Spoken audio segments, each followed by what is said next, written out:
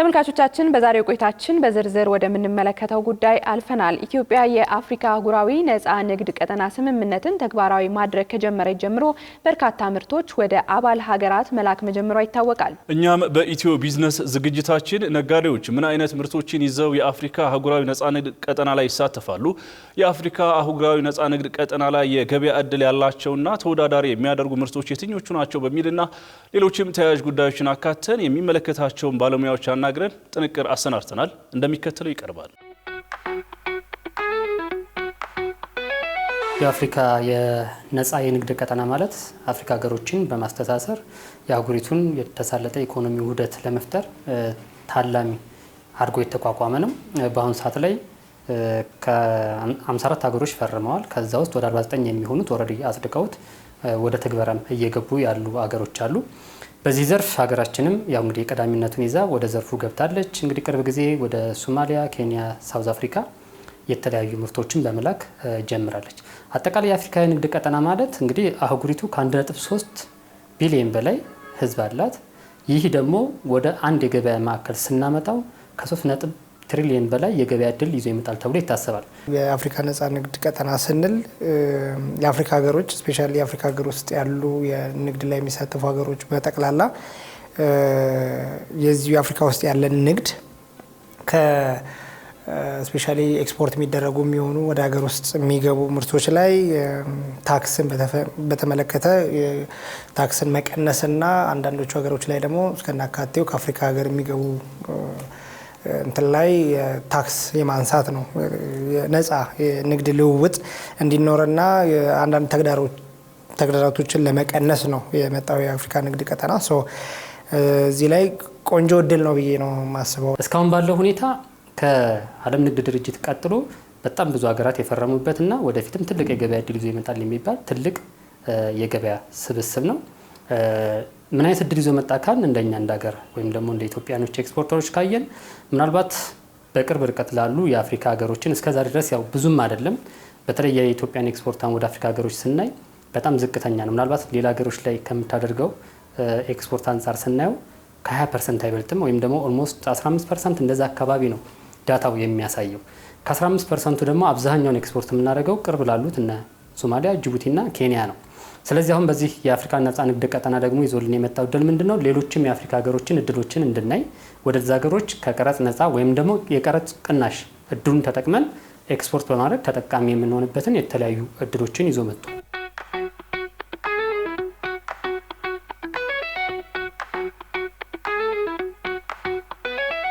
ምን አይነት ምርቶችን ይዘን እንግባ የሚለው የመጀመሪያው ማየት ያለብን አሁን ላይ ወደ ትግበራ የገቡ የአፍሪካ ሀገሮች ምን አይነት ምርቶችን ነው የሚፈልጉት? ምን አይነት ዲማንድ አለ እዛ ሀገር ላይ ምን አይነት ፍላጎት አለ?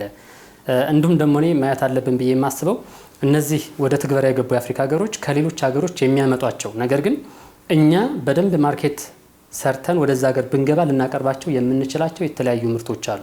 አሁን ቤዚካሊ ኤክስፖርት እያደረግን ያለን ምርቶች በሶስት ከፍለን ካየናቸው የመጀመሪያውና ቀዳሚው ያው ኢትዮጵያ በብዛት ኤክስፖርት የምታደርገው የግብርና ውጤቶችን ነው። እንደሚታወቀው የግብርና ውጤቶችን ከዚህ በፊት በጥሬውም ኤክስፖርት ብናረጋቸው አሉ። በተወሰነ መልኩ ደግሞ አሴት ጨምረን ኤክስፖርት ብናረጋቸው አሉ። በዋናነት ካሉት ሶስት የምርት አይነቶች የመጀመሪያው የግብርና ውጤቶች ናቸው።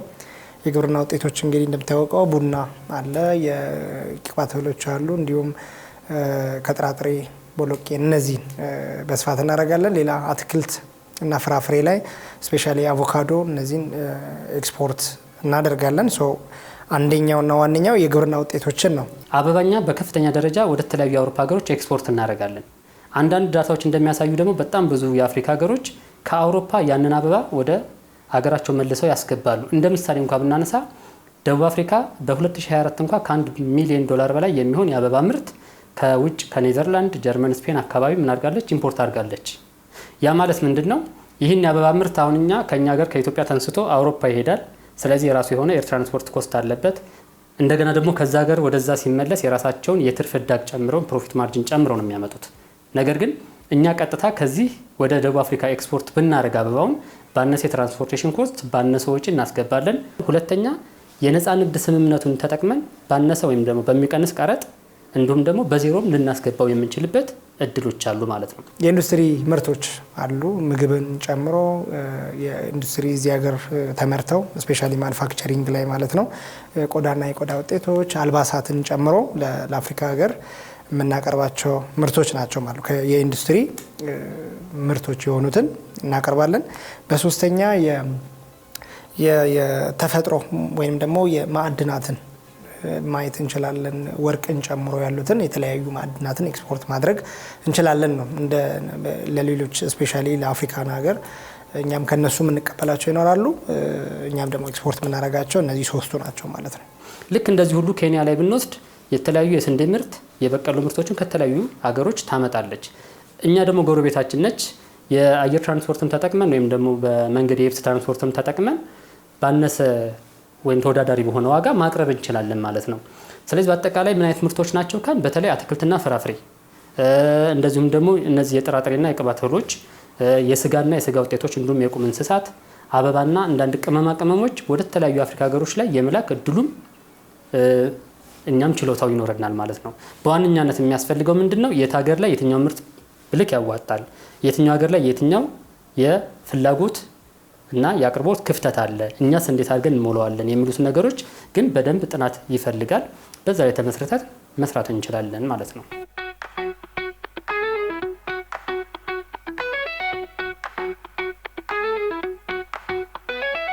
ጥሩ እድል ያለንና በደንብ መስራት ያለብን ስራዎች በሰፊው ምርትና ምርታማነትን በመጨመር በተለይ ይህንን የአፍሪካ ነጻ ንግድ ቀጠና እድል መጠቀም ያለብን ብዬ የማስበው እንዳልኩሽ ለምሳሌ የስንዴና የበቀሎ ምርትና ምርታማነትን ብንጨምር በቀላሉ ባነሰ የትራንስፖርቴሽን ወጪ እዚህ ጎረቤት ሀገሮች እንደነ ኬንያ፣ ኡጋንዳ፣ ሩዋንዳ ወዳሉ ሀገሮች መላክ እንችላለን፣ ተጠቃሚ መሆን እንችላለን።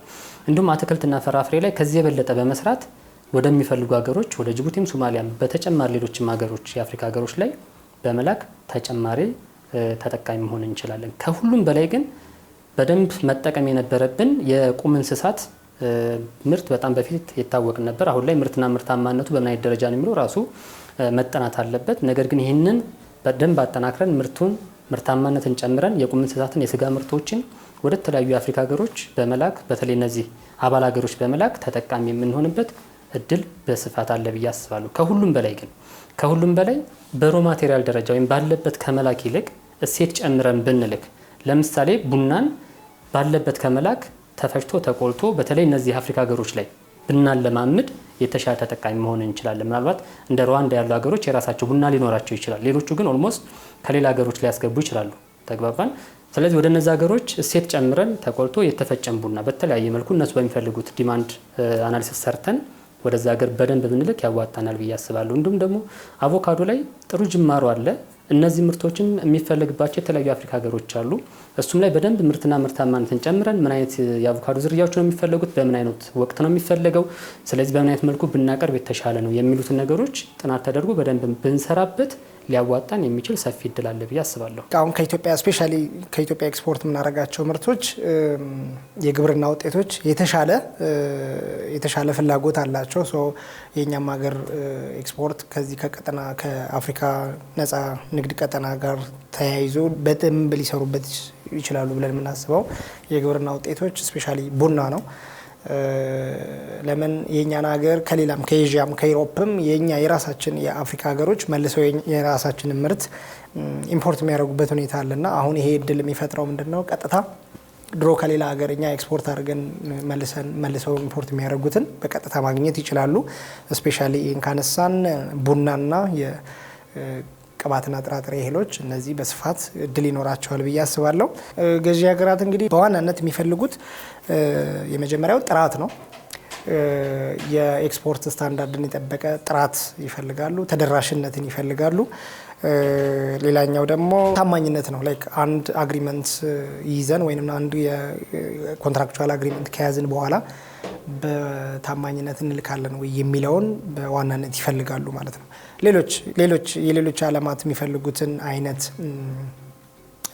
ፍላጎት ይኖራቸዋል ማለት ነው። ስፔሻሊ ምርቱ አለ እና የምርቱ ጥራት፣ ተደራሽነት የሚፈልጉት ዋና ነው። ሌላው ተጨማሪ ያላነሳሁት ነገር የተመጣጣኝ የሆነ ዋጋ ይፈልጋሉ ነው። ያው ዋጋው በምናቀርበው የኤክስፖርት ስታንዳርድ ልክ ጥራት ያለው ዋጋ ተመጣጣኝ የሆነ ዋጋን ይፈልጋሉ ነው ገዢ ሀገሮች። የአፍሪካ ነፃ የንግድ ቀጠና ስምምነት ወይም ፕሮቶኮል አለ። እዛ ላይ በተለይ ምርቶች ሲላኩ የአፍሪካ ኦሪጂን ናቸው ለማለት የሚመለከተውን በተለይ አኔክስ 2 ላይ በግልጽ የተቀመጠ ነገር አለ። እሱም ማሟላት ያስፈልጋል። ሌላኛው ደግሞ እንደ ኢትዮጵያ ደግሞ በአፍሪካ ነፃ ንግድ ቀጠና ተጠቅመን ስናመጣም ወይም ስንልክም መካተት መሟላት ያለባቸው ብሎ የተቀመጡ አዋጅ አለ፣ መመሪያ አለ። ስለዚህ ያንን አዋጅና መመሪያ በተለይ መመሪያ በደንብ በዝርዝር ያስቀመጠው መመሪያ ቁጥር 574/2017 በዝርዝር ተቀምጧል። ምን ምን ነገሮች መሟላት አለባቸው የአፍሪካ ነፃ ንግድ ቀጠና ተጠቅመን ስናመጣም ስንልክም የሚለው ነገር አለ። እሱን መመሪያ እሱን ማዕቀፍ በደንብ መጠቀም በሱ መመራት ያስፈልጋል ማለት ነው። በዋናነት አሁን አፍሪካ ነፃ ንግድ ሲባል ሰው ጋር ተመሳሳይ የሆነ እንትን እንዲኖር የተለየ ነገር ተፈጠረ ማለት ሳይሆን ኤክስፖርት ነው የምናደርገው። ኤክስፖርት ለማድረግ አንድ ሰው ለማንኛውም ሀገር የብሔራዊ ባንክ መመዝገብ ይኖርበታል። ላይሰንስ ሊኖረው ይገባል። ንግድ ፍቃድ ማለት ነው። ንግድ ፍቃድ ስንል ግን ለመላክ ካሰበው እቃ ጋር ሪሌትድ የሆነ ሊያስፈልገው ይችላል። እንደ ሁኔታው የሚልከው እቃ የብቃት ማረጋገጫ የሚያስፈልገው ከሆነ የብቃት ማረጋገጫ ሊኖረው ይገባል። በተጨማሪ ግን ይሄ የአፍሪካ ነፃ ንግድ ቀጠና ማለት የእያንዳንዱ ሀገሮች የራሳቸው ስታንዳርድ አላቸው። የራሳቸው የሚፈልጉት የሰርቲፊኬሽን ሊኖር ይችላል። ያንን ማሟላት ይኖርብናል። አንዱ ሀገር ከሌላው ሀገር የተለየ የራሱ የሆነ ስታንዳርድ ሊኖረው ይችላል። የጥራትን በተመለከተ ምግብ ከሆነ ስፔሻሊ የሚልከው የሴፍቲ ፉድ ሰርቲፊኬት የሚፈልግ ከሆነ የሀገር ያንን ማሟላት ይጠበቅበታል ማለት ነው። የመጀመሪያው ወደ እነዚህ አባል ሀገሮች በመላክ ተጠቃሚ ለመሆን እነዚህ አባል ሀገራት ያስቀመጡት ሕግ ደንብ ይኖራል። ለምሳሌ ኢትዮጵያ አሁን በአፍሪካ ነፃ ንግድ ቀጠና ስምምነት መሰረት ወደ ኢትዮጵያ የሚገቡ ምርቶች ላይ የሚደረገውን የቀረጥ ቅናሽ ሂደቶች በሙሉ አዋጅ አውጥታ መመሪያ አውጥታ እየተገበረች ትገኛለች። ልክ እንደዚህ ሁሉ ሌሎችም ሀገሮች የራሳቸው የአፈጻጸም መመሪያ ይኖራቸዋል። ስለዚህ እኛ የት ሀገር ነው የምንልከው፣ እነዚህ ሀገሮች ደግሞ ምን ያስቀመጡት መመሪያ አለ የሚለውን ነገር ማየት አለብን። አንደኛው። ሁለተኛው በአፍሪካ ነፃ ንግድ ስምምነት ወይም ፕሮቶኮል መሰረት ወደ እነዚህ አባል ሀገሮች የሚገባው ምርት የአፍሪካ ኦሪጂን ወይም ደግሞ የአፍሪካ ስሪት ያለው ነው ለማለት የተቀመጡ ህጎች አሉ። ለምሳሌ ሙሉ በሙሉ በአፍሪካ ሀገር የተመረተ መሆን አለበት፣ ወይም ደግሞ ሮ ማቴሪያል ወይም ደግሞ ይሄ ግብአቱ ከውጭ የመጣ እንኳ ከሆነ ተጨባጭ የሆነ ሊታይ የሚችል እሴት የተጨመረበት ለውጥ ያደረገ መሆን አለበት። ካለበለዚያ ግን በዚህ የአፍሪካ ነፃ ንግድ ቀጠና ስምምነት መሰረት የታሪፍ ቅናሽ ወይም ደግሞ በዜሮ ታሪፍ መግባት እድል አይኖረውም ማለት ነው።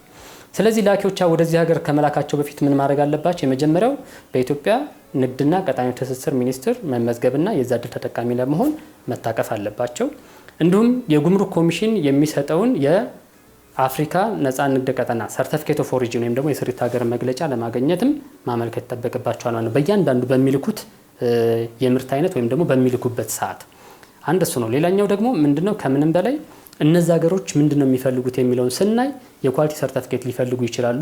ምግብ ነክ ነገሮች ከሆኑ ሄልዝ ሰርቲፊኬት ሊፈልጉ ይችላሉ። ማለትም ከስሪት ሀገር መግለጫ ወይም ሰርቲፊኬት ኦፍ ኦሪጂኑ በተጨማሪ ማለት ነው። እነዚህ ሰነዶች አሟልቶ መላክ ይጠበቅባቸዋል ማለት ነው። ተመልካቾቻችን በዛሬው የኢትዮ ቢዝነስ ቆይታችን ባጫጭር የስንዴ ምርታማነት፣ የኢትዮ ቴሌኮም ሪፖርት፣ የኤሌክትሪክ ተሽከርካሪዎች መረጃን ወደ እናንተ አደረስን። በሁነት መረጃችንም የፕላስቲክ ከረጢት ይቁም በሚል መሪ ቃል ስለተዘጋጀው የግንዛቤ ማስጨበጫ አነሳን። በዝርዝር ጉዳዮችን ደግሞ የአፍሪካ አህጉራዊ ነፃ ንግድ ቀጠና ላይ የገበያ እድል ስላላቸው ምርቶችን በተመለከተ ከባለሙያ ጋር ቆይታ አደረግን። ቃል ኪዳን ታደሰና ጥላሁን አያሌው አብረናችሁ ቆየን። በቀጣይ ፕሮግራማችን እስከምንገናኝ ጤና ይስጥልን።